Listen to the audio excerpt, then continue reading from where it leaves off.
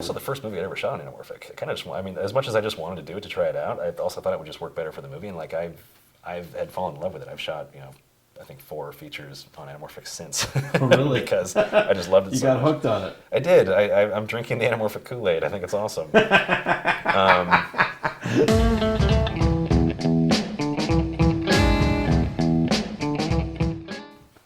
Halloween 2. Oh yeah. Do you get a call from Rob? Or was it just like a chance meeting? What, like, how did it... Long story short, they'd heard of me from somebody and reached out to me, and I was like, holy shit, Rob Zombie? Like, when I was in 8th grade, all I wanted for my birthday was Astro Creep 2000. I thought, like, White Zombie was the coolest thing in the world. I was kind of freaking out about it a little bit. I don't know. Right. So I go and I have a meeting with him, and it's like, we're just talking about the movie, and he was, I'm trying to remember, I mean, he was just telling me what he wanted the movie to be, and I was like, yeah, sounds great. He wanted it to just be gritty and real and lots of practical lighting, and like, he never wanted to have to worry about a reset within a room for a different angle. So it's like, if we set lights, it's like sometimes a shot will stay here on one angle while another one's over here. Then we'll get one take, and he'll say, okay, keep this one, but move this one over here now. Okay, keep that one, but now let's move this one over here now. Now let's move both cameras over here together. Like, it's very, it's almost like he sculpts it as he's going along, which is really awesome just to be a part of. Right. Because any idea either goes or it doesn't, and if he thinks a shot should... But you can't, you're allowed to manipulate lights in between, or keep it to a minimum? Yes and no, but it's like, if I've got a shot here, I've already established something on this one, I can't change too much if for another angle, if it's going to adjust this one shot. So I just have to, like, let the room be what it is, and just, if it feels like it's a mistake, I call it part of the style. Like, it was like embracing what would be a traditional photographic mistake in a way that I thought felt, I don't know, pretty in this weird, like, ugly way, if that makes sense. And that was kind of like the style that we what you just said explains the aesthetic of the movie, because it has a certain rawness to it. Well, Really we weren't raunchy, afraid to let it be dark when it was dark and bright when it was bright. Like, I wanted it because to it does get really bright. Like, I mean, that stuff in the middle of the road with the angel and the horse and the like the ghost. Oh yeah, it's just it's out there. It totally is. I love it, and it's I mean, there's like a scene where like a car drives up, like, and we're out in farmland, but we didn't light out there. I'm like, let's just let it be headlights in black. So it's just headlights in the darkness, and for a long time until it finally like comes up to where there's a couple of like sodium vapor lights lighting it. It was totally wrong, by like normal photographic standards, but like we loved it because it felt like just had this rich rawness to it, and also reminded us of old. I mean, basically, it has like that, how Texas Chainsaw Massacre was a movie made in the 70s that had no money to be made. Exactly. So it kind of just feels like that because that's all they could do. Right. And I wanted it to have that vibe to it. Did shooting on 16 affect you at all in terms of like the fact, I mean, everything's proportionate, so, a 25 becomes a 50 and all that stuff. But I'm saying just like the change in focal depth, did that, I mean, is there times you wanted like a shallower depth of field and you couldn't get it because the lenses were too wide? No, I was never really looking for a super shallow depth of field. I think we got it naturally because I shot most of the movie at like a 1.3.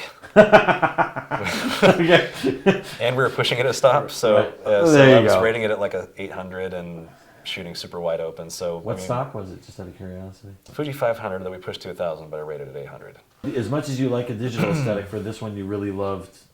Really loved it. Yeah, I mean, honestly, I feel like if I'm ever to shoot film again, I feel like, should I be lucky enough to at this point? Yeah. I would push for 16. I feel like 16 is the only way it actually looks like it's on film anymore. Like, it's... Interesting. I don't know, because you get the grain off 16, but 35 is so clean. I mean, 35 being super... 35, I mean, granted, it's film. If you look at it, you can tell if you're scrutinizing it. You can. But I think that for the most part, it's so sharp and so clean that even with certain, digital cameras, it can be so close that most people won't tell the difference. Yeah. And with 16, you feel it.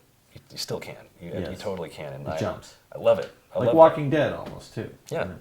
But then that gets us to Lords of Salem, it's one of my favorite looking things I've ever shot. It's awesome. It is wild looking. So did you shoot this on 16 as well, or no? No, we shot digital.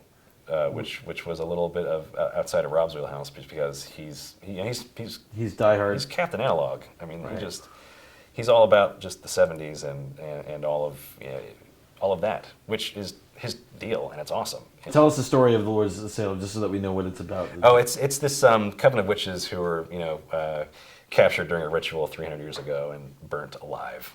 And cut to flash forward, and then we've got this this character Heidi, who's like a local DJ in Salem, Massachusetts, and she gets this mysterious record sent to her that's from the Lords of Salem, and she plays it, and it kind of like starts this whole Alice in Wonderland rabbit hole thing, where it's like she kind of like starts entering this weird, almost dream state that she sort of never comes out of, and it just gets really weird and kind of super fucked up from there. It's not like a jump scare movie either, like it's really.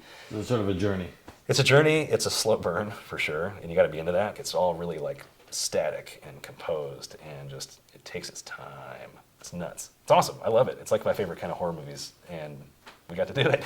That's fantastic. So it's also a departure for you because you're doing all these composed. Yeah, it was great. It was awesome. I loved it. It was just such a good. I just love working. I love working with Rob. Like we. What's your relationship like? Is it just like you guys just fit perfectly, or is there friction ever? Or I mean, at least to me, it feels like we fit perfectly. I feel like we never really have an argument. I mean, as much of an argument as it will be him saying this shot sucks at the monitor. I was like, well, why? And then we'll like figure it out. It's like, okay, you're right. Let's do this. We'll change this and make this better. And then it ends up just being better because of that. And he doesn't do that all the time, but it's like that's the only time there's ever sort of like that's just how he is and how we work. And we just bounce off of each other really well. I don't know. I feel like we just make each other better at what we do in this way that is really unique and fun to do. He was a little unhappy with certain studio meddling that he was dealing with on Halloween 2, and also the original Halloween, to the point where he just wanted to make a movie where he was kind of allowed to do whatever he wanted. And that was his deal with Lords of Salem. It was like, look, I'll do this movie for $1.5 million, but I make my movie. Like, I'm gonna get final say on cast. I'm gonna get final say on final cut. Like, everything. And they agreed to do it. It was Blumhouse. It was Jason Blum, with the whole like Paranormal Activity producing camp. Yeah. Which is great, but the thing is that's fine, but you only have $1.5 million to do that. So what is it that you want to do, but within that budget and for that money? And I was like, well, first off, I'm like, we can't afford to shoot film on this. Like, we need to shoot digital. So we had shot a commercial, a few months prior, where I said, look, I've been telling you we can get digital to look close to film. Just let me show you an idea. And we shot a commercial for Woolite, which is totally weird and random. You and Rob shot a commercial for Woolite up in Vancouver, and if you watch it, you can tell why they hired him. It's like a weird like kind of horror theme, and I cranked the ISO up to like 3200, and just to like make it all noisy, and just to try to fuck it up as much as I could. That's really how it works with Rob. It's like if it's not grimy, it doesn't work. Right. So in the end, he liked it. He was like, yeah, it looks good. Let's just do this for the movie. So we did another test, and I wanted to shoot anamorphic too. That was the other thing, and we shot anamorphic. Which set of anamorphic, like Hawks or something, or what? Panavision. You got Panavisions on which body? Which type? Red MX. So you went red. We couldn't afford the epics. That's the thing. It was Still just. couldn't afford. I mean, we couldn't afford the epics because they were so new. But we still got the MX. The only bummer is that when you shoot with the like the MX or even like the regular Arri or any of those just like Super 35 size like 185 sensors, it crops the lenses. Right. So like you're doing a 2-to-1 squeeze, so you're like you basically lose the size. Yeah, right? well, you're basically like taking only the center of what the anamorphic lens is, so it kind of zooms in on every single lens. So your widest lens is going to zoom in 30%. Like they literally crop like 30%. And it's already an anamorphic lens to begin with. Right. And then the Epic, only crops like 15%, which is better. The best thing to do right now is the Arri with the full sensor, which I just did a job like that as well, where we shot that. It was awesome. It was like, oh wow, these lenses actually get wide. It was fantastic. But anyway, wanted to shoot anamorphic, wanted to shoot with a lot of practical lighting, and so I was like, But like on an anamorphic, like most of them are 2.8 or 4. Or... That's the thing, or you need to be if you want it to be in focus. Right. Like that kind of thing. So I looked into it and found that they had these high-speed anamorphics, which would open up to like, I don't even remember, like a 2. Some even faster than that. But when they're wide open, they don't necessarily look great. They're better if you still close them down a little bit, But even still, if you're at a 2 or a 2.8, when I ended up cranking the ISO to 3200, I mean, if anybody knows what that means, it's like I can use really little light and make it work. How did you get onto That's My Boy? Because now we're talking about Now we're talking about an Adam Sandler picture. Yes. So how does this come about? I don't know. I guess they wanted it to not be so. I guess I don't know what.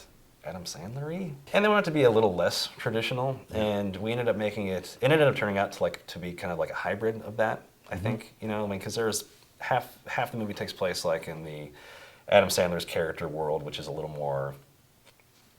He's like, you know, like he's like this like Boston townie that kind of used to be famous, and we wanted that to sort of feel a little dirty, a little more just Boston ghetto kind of, and just a little more just, I don't know, washed up 80s rock and roll kind of thing. And then there's like the Cape Cod world, which is nice and clean and pretty and bright, and we actually wanted that kind of contrast to happen. And then once he actually jumps into that world, he starts to infuse that into, you know, what is nice and pretty. And, you know, it's hard because we shoot 3 cameras like all the time, so it's hard to shoot 3. Oh, that's well, Sean, and it's just the way Adam Sandler likes to work, or is it Sandler specifically. He's like, I'm a 3 camera kind of guy. Yeah. Just in case, like, you catch something, it's a good take. You don't want to have to. I mean, I think that in Sandler's world, like, he still sort of treats scenes a little bit like they're like SNL skits. Right. Just in terms of like how it happens. It's like he wants to get in there and get a wide and get like the 2 overs this way, so you can capture most of it within that and run like a 40-minute take. I've seen that a lot in just a lot of improv comedy that I've been involved with just recently. Is that's, you know, sort of natural to do, especially with digital, and you can just roll forever. Exactly. Which, you know, I'm starting to think, I think is fine. I mean, they get good performances out of it, and it's just how they work. But when you're trying to light, if you're trying to light 3 angles, it's really hard to get something that looks, you know, as edgy as they want it to be, because you still want to be able to see people's eyes when it's a comedy and all this and that. So it's a I don't know. It's totally a struggle. You know, there's definitely stuff I would have done differently in that movie had we not been shooting 3 cameras. Right. But that was actually my next question. So on the one hand, they want a fresh young guy, but on the other hand, you're on the other hand, a little bit of their formula kind of keeps the way that they do things. Right. You know, and it isn't necessarily bad. It's just it's just how they work. You right. know? And you know, the script was fun. It was super raunchy. It kind of reminded me more of like old school. Yep. You know, Sandler. Like, it definitely had more of like that. You know, why when I was 14, like, I loved, you know, Billy Madison and like Happy Gilmore. It reminded me more of that, so I responded to that. It was also rated R. It was the first Happy Madison rated R movie he'd ever done. And, you know, I think Sandler was trying to shake it up and get some new people in the mix. I mean, he shoots religiously with a lot of the same people. I mean, he has like a whole family, and it was a new production designer, a new director, and new DP, and they ended up hiring me. And ultimately, I mean, I keep getting most of my work from Macgruber. Macgruber seems to be the movie that like gets me most of these jobs, right. You know, because I've been, you know, doing a handful of comedy jobs lately too, and it's always like that's the one where they're like, yeah, that's great, and I'm like, thank you, I'm just happy you saw it because I thought it was so awesome. So explain to me Macgruber, because it almost looks like some of these scenes have no business being in the same movie next to each other. They don't, you know. Well, I mean, it was when I read the script, I thought it was awesome. I mean, it really could have gone a couple of different ways. It could have been like, you know, the dumbest thing ever made, or it could be what would be like an awesome sort of like homage to just 80s action movies. Yeah, exactly. Which is what I was hoping they wanted it to be. Yeah. You know, so I went for the meeting, and, you know, I met Yorma for the first time, and you know, basically after the meeting, I was like, you know, so you want this movie to like look like Die Hard, right? Like, it's supposed to feel like just a straight up action movie, because I think that, you know, it's an SNL movie, so it comes with that stigma of like, oh, it's an SNL movie, so you think it's just going to be like a, I don't know, flatly lit. I don't want to say that they're all boring looking, but I don't know. They always seem kind of boring looking to me. And well, something that feels almost like it's like it it's just taking feels you like out very, of it. I don't know, cookie cutter comedy in terms of like the look. I don't know. I mean, it's just, I try to avoid that as much as we wanted to avoid it as much as we could. And I think you ultimately. did. And, you know, we had no money. It was like a $10 million budget for what it was, and we were trying to make it look like a $100 million, like, you know, early 90s Michael Bay movie. Right. And if you notice, there's like no action in the movie. I mean, there's a couple like sort of action scenes, but the rest of it just sort of feels really intense. Well, that one car explosion when he blows up his whole team. Yeah, but that was pretty good. Yeah, I mean, that's like it's like a second, and there's just some shooting at the end, you know. But we just developed a formula. I was like, okay, all these are my favorite movies from when I was a kid. It's like, you know, I loved, you know, Die Hard. I loved. You know, Yep. all that stuff, like, you know, Total Recall, RoboCop, First Blood, like all that stuff. Specifically, like Rambo 3 was a big reference. Rambo 3 was a big one. One of probably my favorite, like. So let's be clear, you are basically a child. I'm a total child of the 80s, and they're just my favorites. So right. Even when we were making it, I just kind of, you know, I just developed like a rule set. It's like, all right, every single shot's going to be moving. It's all going to be long lens. It's all going to be smoky, no matter what. The Tony Scott rule of thumb, you know. Right.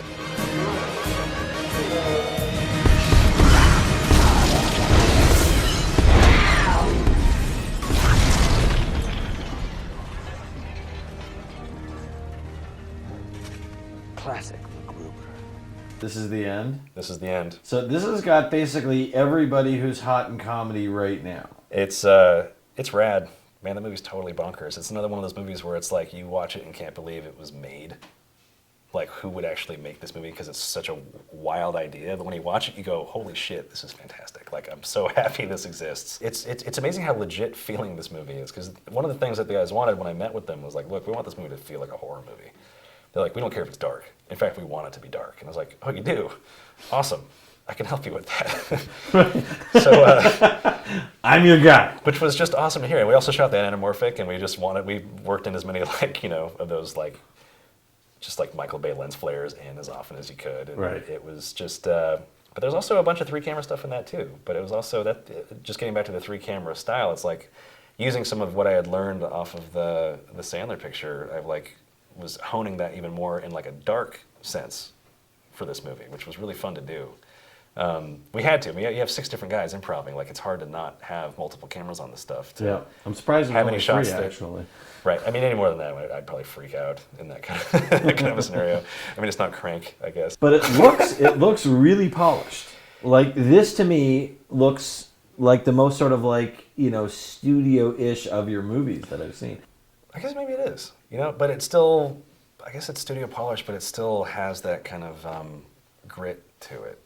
Like, a lot of it's handheld too, which we wanted to do just so it wasn't so still. A lot of improv style comedies I find end up feeling kind of still, just because if you're rolling half an hour takes or whatever, like the scene's not going to be that long. They got to figure out what they're going to cut out to sculpt it into the 3-minute scene it's going to be.